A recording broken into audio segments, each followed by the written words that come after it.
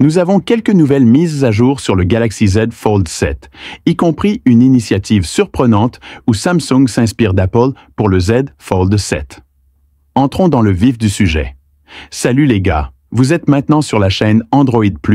Tout d'abord, parlons de la situation du S Pen dans le Z Fold 7. L'analyste d'affichage populaire Ross Young a récemment mentionné que l'édition spéciale du Z Fold évoluait essentiellement vers le Z Fold 7, ce qui signifie que nous pouvons nous attendre à des écrans plus grands et plus larges, des caméras améliorées et plus encore. Mais voici le problème.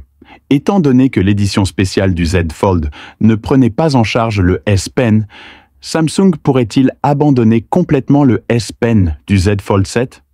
Eh bien, nous avons maintenant un rapport solide d'ET News, l'une des plus grandes publications en Corée du Sud, qui met en lumière ce que Samsung prévoit réellement pour le S Pen dans le Z Fold 7. Tout d'abord, le rapport confirme que le Z Fold 7 n'aura pas de numériseur sous l'écran.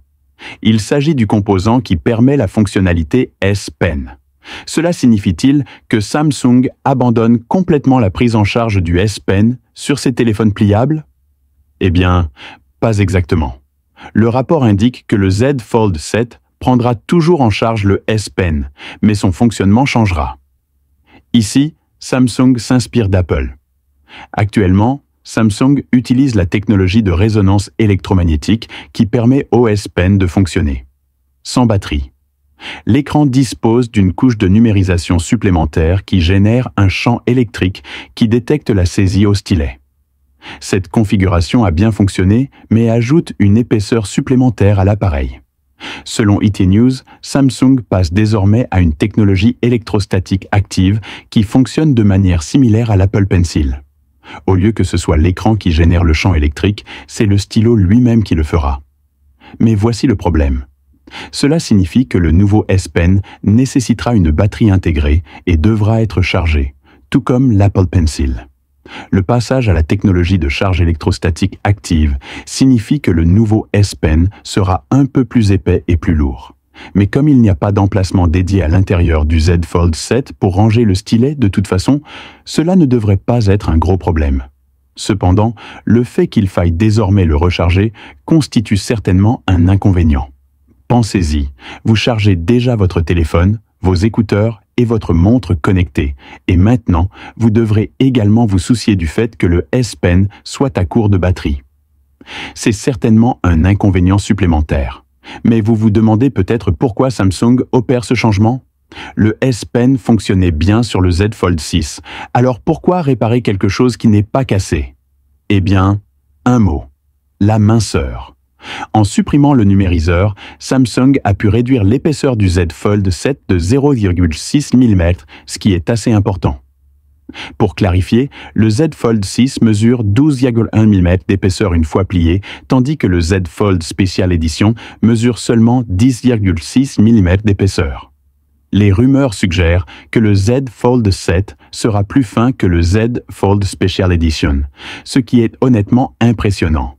Mais atteindre ce niveau de finesse implique de faire quelques sacrifices et la capacité de la batterie semble en faire partie.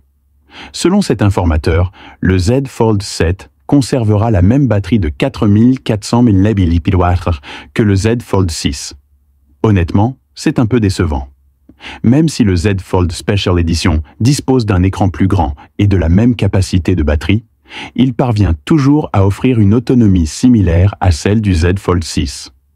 On peut donc supposer en toute sécurité que l'autonomie de la batterie du Z Fold 7 ne connaîtra pas non plus d'amélioration majeure. Maintenant, soyons honnêtes, la durée de vie de la batterie du Z Fold 6 était bonne, mais rien de remarquable. Il reste sensiblement inférieur à la gamme Ultra de Samsung. J'espérais une batterie plus grosse cette fois-ci, donc je ne peux pas m'empêcher d'être un peu déçu ici. Du côté positif, l'informateur a également confirmé plusieurs mises à niveau annoncées, notamment un appareil photo principal de 200 mp, des écrans plus grands et plus larges, un pli d'écran moins visible, un mécanisme de charnière amélioré et de meilleures caméras selfie.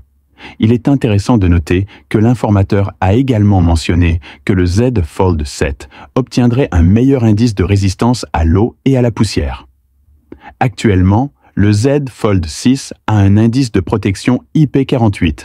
Il sera donc intéressant de voir quel indice obtiendra le Z Fold 7. Samsung propose enfin quelque chose que nous demandions tous avec le S26 Ultra. C'est tout pour aujourd'hui. Merci d'avoir regardé avec vous Android+.